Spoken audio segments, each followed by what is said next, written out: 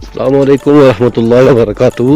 जनाब जितने भी ड्राइवर भरा हो ये नज़ारा इस वक्त देख के नो ये बना दी बैग इस वक्त मस्जिद को बर्फबारी शुरू है ते तकरीबन तुसों में मस्जिद वाले गले तो नाप के दस सकते हैं देख के नो 2 पोटियों को बर्फ तो हो गई ने। जितने भी हजरात होने निकल सो वो इस चीज़ का ख्याल कर सो कि चैना बगैर किसी सूरत ना सो। ये बिल्कुल रोड बिल्कुल छप गई है। तकरीबन 2 इंच के करीब बर्फ पहुंच गई ने। ये गड्डी निकली है ने बड़ी मुश्किल नाल तरह दा को मारा कोई जत के शायद तो तकरीबन मुलाजमत कर दे के सपा से उस गड्डी कड़ी है लेकिन चैना वगैरह गंजोल नहीं सकी इस मोड़ जले मोड़ा चो ही फंसी रही है।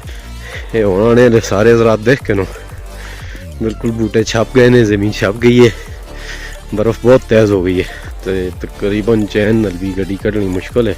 इस वक्त नज़ारा देख के मेरी कोशिश आसी कि मैं जले मोड़ तक जो लगा उठा चुके गड्डी फंसी दी है कोई वो सब देखा लेकिन बर्फ़ ज़्यादा तेज़ है, गड्डियाँ स्लिपिंग बन गई है तो उठा तक जुलका जुलना मुमकिन नहीं।